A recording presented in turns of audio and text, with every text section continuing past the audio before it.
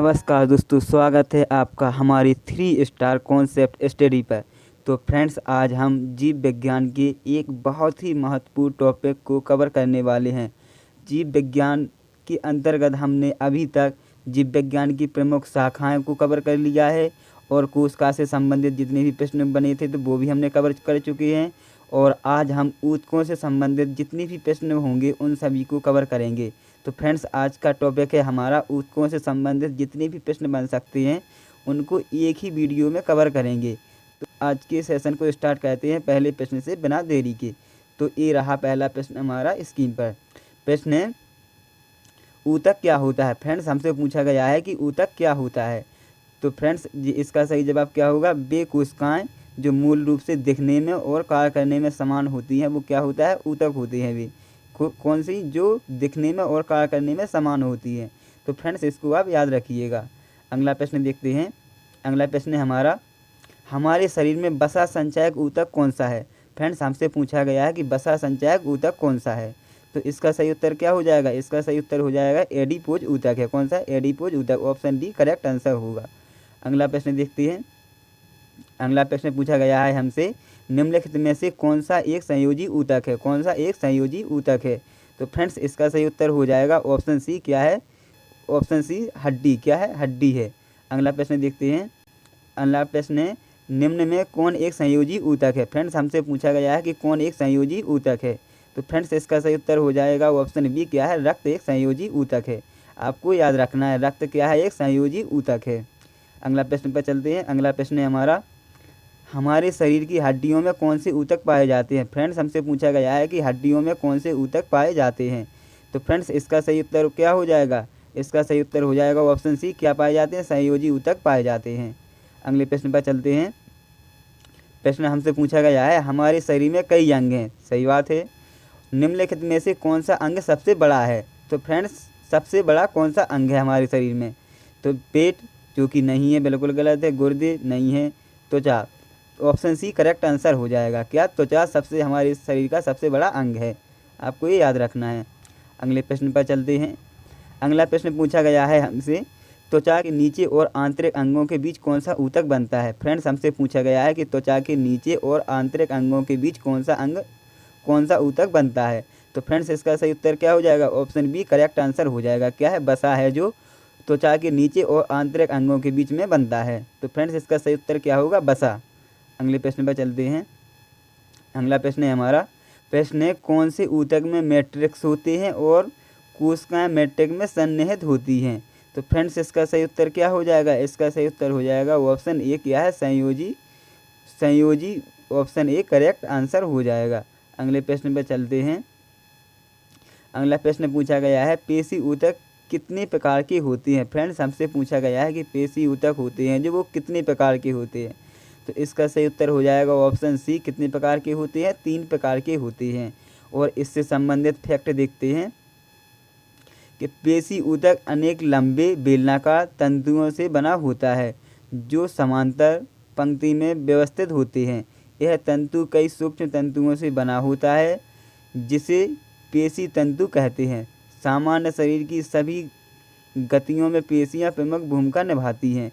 पेशी ऊतक 3 प्रकार के होते हैं, रेखित पेशी, अरेखित पेशी और हृदय पेशी। आपको ये याद रखना है। अगले प्रश्न पर चलते हैं। अगला प्रश्न है, मानव शरीर की त्वचा की सबसे बाह्य परत को क्या कहा जाता है? कौन सी मानव परत की सबसे बाह्य परत को क्या कहा जाता है? तो फ्रेंड्स, इसको क्या कहा जाता है? इसको कहा जाता है epidermis. Option C correct answer हो जाएगा। क्या कहा जाता है? एपिडर्मिस कहा जाता है। अगले प्रश्न पर चलते हैं। अगला प्रश्न है हमारा, निम्नलिखित में से कौन संयोजी ऊतक नहीं है? फ्रेंड्स, क्या पूछा गया है? कौन संयोजी ऊतक नहीं है? तो इसका सही उत्तर क्या हो जाएगा? इसका सही उत्तर हो जाएगा ऑप्शन ए तंत्रिका कोशिका। क्या नहीं है? तंत्रिका कोशिका संयोजी ऊतक नहीं है। अगला प्रश्न है, किस प्रकार की कोशिका से त्वचा बनी है? फ्रेंड्स, हमसे पूछा गया है कि किस प्रकार की कोशिका से त्वचा बनी है। तो ये किससे बनी है? अधिचैम कोशिका से बनी है। किससे मिलकर बनी है? अधिचैम कोशिका से मिलकर बनी है। अगला प्रश्न देखते हैं। अगला प्रश्न है, कौन से ऊतक के प्रकार ग्रंथियाँ बनाते हैं। फ्रेंड्स हमसे पूछा गया है कि कौन से ऊतक के प्रकार ग्रंथियाँ बनाते हैं, कौन से ऊतक के प्रकार ग्रंथियाँ बनाते हैं। तो इसका सही उत्तर क्या हो जाएगा, ऑप्शन बी करेक्ट आंसर हो जाएगा, एपिथेलियम। अगला प्रश्न है, हिस्टामिन स्रावक कोशिकाएं किन ऊतकों में पाई जाती हैं। फ्रेंड्स हमसे पूछा गया है कि हिस्टामिन स्रावक कोशिकाएं किन ऊतकों में पाई जाती हैं। तो इसका सही उत्तर हो जाएगा ऑप्शन ए, किसमें पाई जाती है, संयोजी ऊतकों में पाई जाती हैं। आपको ये याद रखना है। अगले प्रश्न पर चलते हैं। अगला प्रश्न है, निम्न में लाल संवहनीय संयोजी ऊतक कौन है। फ्रेंड्स हमसे पूछा गया है कि लाल संवहनीय संयोजी ऊतक कौन है। इसका सही उत्तर हो जाएगा ऑप्शन सी, क्या है, रुधिर। रुधिर क्या है, लाल संयोजी ऊतक है। अगले प्रश्न पर चलते हैं।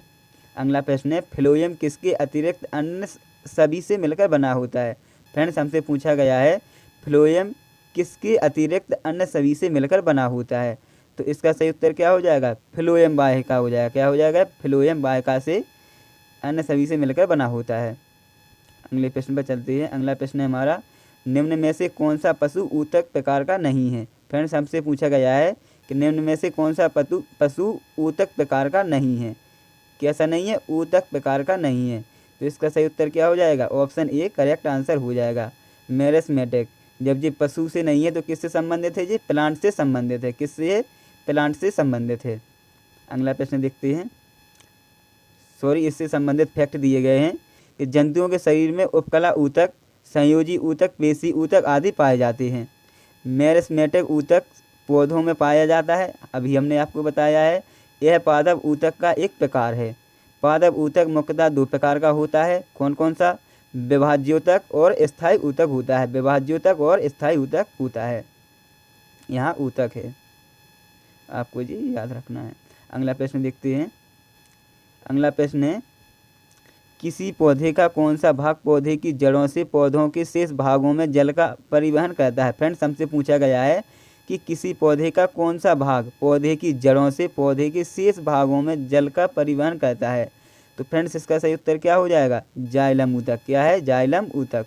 आपको ये याद रखना है। अगले प्रश्न पर चलते हैं। अगला प्रश्न पूछा गया है हमसे, मृद ऊतक और स्थूल ऊतक किन ऊतकों के प्रकार हैं। कौन कौन से मृद ऊतक और स्थूल ऊतक किन ऊतकों के प्रकार हैं। तो ये किन के हैंगे, तो फ्रेंड्स ये हैंगे सेल ऊतक के। किसके हैं, सेल ऊतक के प्रकार हैं। और इससे संबंधित फैक्ट देखते हैं कि स्थायी ऊतक एक ही प्रकार की कोशिकाओं के समूह से मिलकर बना होता है, उसे स्थायी सेल ऊतक कहते हैं। ये तीन प्रकार के होते हैं। तीन कौन कौन से हैं, पेरेन्काइमा या फिर मृदूतक, स्क्लेरेन्काइमा दृढ़ ऊतक, कोलेन्काइमा स्थूल ऊतक। आपको ये याद रखना है, एक बार ध्यान से देख लीजिएगा। पेरेन्काइमा मृदूतक, स्क्लेरेन्काइमा दृढ़ ऊतक, कोलेन्काइमा स्थूल ऊतक, इनसे संबंधित प्रश्न बनते हैं। अगले प्रश्न पर चलते हैं। अगला प्रश्न है, पादप ऊतकों के संबंध में इनमें से कौन सा कथन गलत है। फ्रेंड्स हमसे पूछा गया है कि पादप से संबंधित इनमें से कौन सा गलत है। तो इसका सही उत्तर क्या हो जाएगा, ऑप्शन डी करेक्ट आंसर हो जाएगा। जाइलम में सामग्री दोनों दिशाओं में स्थानांतरित हो सकती है। तो हमसे क्या पूछा गया है, गलत। तो फ्रेंड्स इसका सही उत्तर ऑप्शन डी होगा और बाकी सभी तीनों सही हैं। अगला प्रश्न देखते हैं। अगला प्रश्न है हमारा, कौन सा स्थायी ऊतक एक पौधे को कठोर और मजबूत बनाता है। फ्रेंड्स हमसे पूछा गया है कि कौन सा ऊतक पौधों को कठोर और मजबूत बनाता है। तो फ्रेंड्स इसका सही उत्तर क्या हो जाएगा, ऑप्शन बी करेक्ट आंसर हो जाएगा। स्क्लेरेन्काइमा है। क्या है, स्क्लेरेन्काइमा है जो पौधों को बहुत ही मजबूत बनाता है। अगला प्रश्न देखते हैं, किसके कारण स्क्लेरेन्काइमा कोशिकाओं की दीवार मोटी होती है। किसके कारण स्क्लेरेन्काइमा कोशिकाओं की दीवार होती है वो बहुत मोटी होती है। तो ये किसके कारण संभव हो पाता है, लिग्निन के कारण हो पाता है। किसके कारण, लिग्निन के। ऑप्शन बी करेक्ट आंसर हो जाएगा। अगला प्रश्न देखते हैं। अगला प्रश्न है हमारा, निम्न में से कौन तने और जड़ों के शीर्ष पर पाया जाता है। किस पर, तने और जड़ों के शीर्ष पर पाया जाता है। तो ये क्या होता है ऐसा, ये होता है शीर्ष विभज्योतक। ऑप्शन ए करेक्ट आंसर हो जाएगा। क्या हुआ, शीर्ष विभज्योतक। अगला प्रश्न देखते हैं। अगला प्रश्न है हमारा, इनमें से कौन सा सेल स्थायी ऊतक नहीं है। फ्रेंड्स हमसे पूछा गया है कि कौन सा सेल स्थायी ऊतक नहीं है। तो इसका सही उत्तर हो जाएगा ऑप्शन बी, क्या नहीं है, जाइलम है जो सेल स्थायी ऊतक नहीं है। तो फ्रेंड्स आपको ये याद रखना है।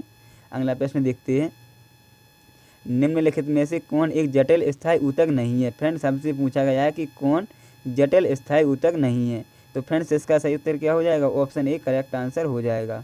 क्या होगा? ऑप्शन ए करेक्ट आंसर हो जाएगा।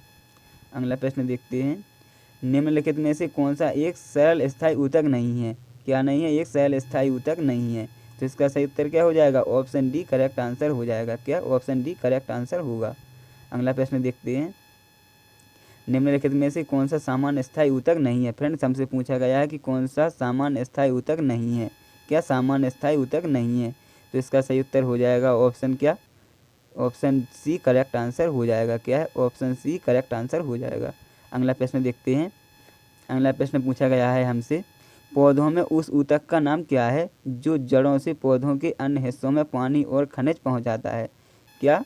पौधों में उस ऊतक का नाम क्या है जो जड़ों से पौधों के अन्य हिस्सों में पानी पहुंचाता है? तो इसका सही उत्तर क्या हो जाएगा? ऑप्शन बी करेक्ट आंसर हो जाएगा। क्या होगा इसका सही उत्तर? ऑप्शन बी करेक्ट आंसर होगा।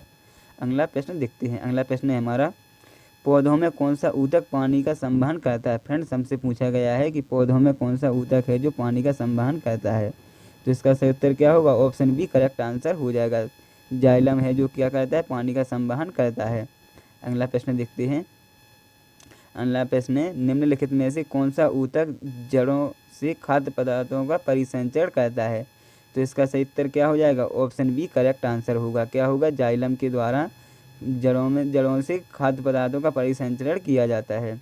अगला प्रश्न देखते हैं, अगला प्रश्न है, ऊतक की कोशिकाएं अलग अलग प्रकार के स्थायी ऊतक बनाने के लिए पृथक होती हैं। क्या है? ऊतक की जो कोशिकाएं हैं अलग अलग प्रकार के स्थायी ऊतक बनाने के लिए पृथक होती हैं। तो इसका सही उत्तर क्या हो जाएगा? विभज्य ऊतक। क्या है? विभज्य ऊतक। क्या? विभज्य ऊतक। आपको ये याद रखना है, काफ़ी महत्वपूर्ण प्रश्न है ये। अगला प्रश्न देखते हैं, स्थायी ऊतक किसके अंतर्गत वर्गीकृत किए जाते हैं? फ्रेंड सबसे पूछा गया है कि जो स्थायी ऊतक होते हैं वो किसके अंतर्गत वर्गीकृत किए जाते हैं? तो इसका सही उत्तर क्या हो जाएगा? मेरिस्मेटिक या फिर विभज्य ऊतक। ऑप्शन डी करेक्ट आंसर हो जाएगा। अगला प्रश्न देखते हैं, फ्रेंड्स हमसे अगला प्रश्न पूछा गया है कि मेरिस्मेटिक ऊतक एक विशेष भूमिका निभाते हैं और अपनी विभाजित करने की क्षमता को त्याग देते हैं, तब वे क्या बनाते हैं? तो वे क्या बनाते हैं? फिर स्थायी ऊतक बनाते हैं। क्या बनाते हैं? ऑप्शन ए करेक्ट आंसर हो जाएगा। अगला प्रश्न देखते हैं, अगला प्रश्न है, कौन सा ऊतक एकमात्र पादप ऊतक है जो कोशिका विभाजन द्वारा नई कोशिकाओं का उत्पादन करता है? तो फ्रेंड्स इसका सही उत्तर क्या हो जाएगा? इसका सही उत्तर हो जाएगा ऑप्शन सी विभज्य ऊतक या फिर मेरिस्मेटिक हो जाएगा। अगला प्रश्न देखते हैं, अगला प्रश्न है, निम्नलिखित में से किन स्थायी ऊतकों में कोशिकाएं मृत होती हैं? फ्रेंड्स सबसे पूछा गया है कि कौन से स्थायी ऊतकों में कोशिकाएं मृत अवस्था में होती हैं? तो इसका सही उत्तर हो जाएगा ऑप्शन सी करेक्ट होगा। स्क्लेरेन्काइमा होती है जो मृत कोशिका होती है, आपको ये याद रखना है। अगला प्रश्न देखते हैं, अगला प्रश्न है, नारियल की छाल का निर्माण किस ऊतक द्वारा होता है? किसकी? नारियल की जो छाल होती है उसका निर्माण किस ऊतक द्वारा होता है? तो उसका निर्माण किसके द्वारा होता है? स्क्लेरेन्काइमा के अंतर्गत होता है। स्क्लेरेन्काइमा के द्वारा नारियल की छाल का निर्माण होता है। तो ऑप्शन डी करेक्ट हो जाएगा।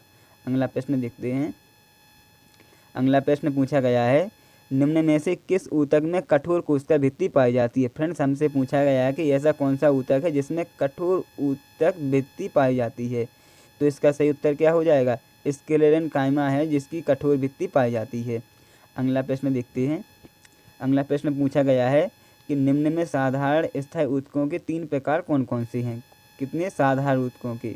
तो फ्रेंड्स इसका सही उत्तर क्या हो जाएगा? पेरेन्काइमा, कोलेन्काइमा और स्क्लेरेन्काइमा जो क्या है? साधारण ऊतकों के प्रकार है। तो ऑप्शन सी करेक्ट आंसर हो जाएगा।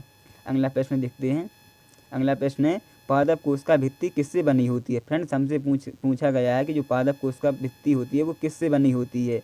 सेलुलोज और पेक्टिन से बनी होती है। ऑप्शन ए करेक्ट आंसर हो जाएगा। किससे किससे बनी होती है? सेलुलोज और पेक्टिन दोनों से बनी होती है। अगला प्रश्न देखते हैं, अगला प्रश्न है, पौधों में फ्लोएम का आकार होता है। पौधों में फ्लोएम का क्या आकार होता है? तो इसका सही उत्तर क्या हो जाएगा? खादों का प्रवाह होता है। क्या करना होता है? खाद्य पदार्थ होते हैं उनका प्रवाह करना होता है, पूरे पौधे में पहुंचाना होता है। अगला प्रश्न देखते हैं, अगला प्रश्न है, निम्न में से कौन सा स्थायी ऊतक का एक उदाहरण है? प्रश्न हमसे पूछा गया है कि कौन सा स्थायी ऊतक का एक उदाहरण है? तो इसका सही उत्तर क्या हो जाएगा? ऑप्शन ए करेक्ट आंसर हो जाएगा। क्या है? ऑप्शन ए करेक्ट आंसर हो जाएगा।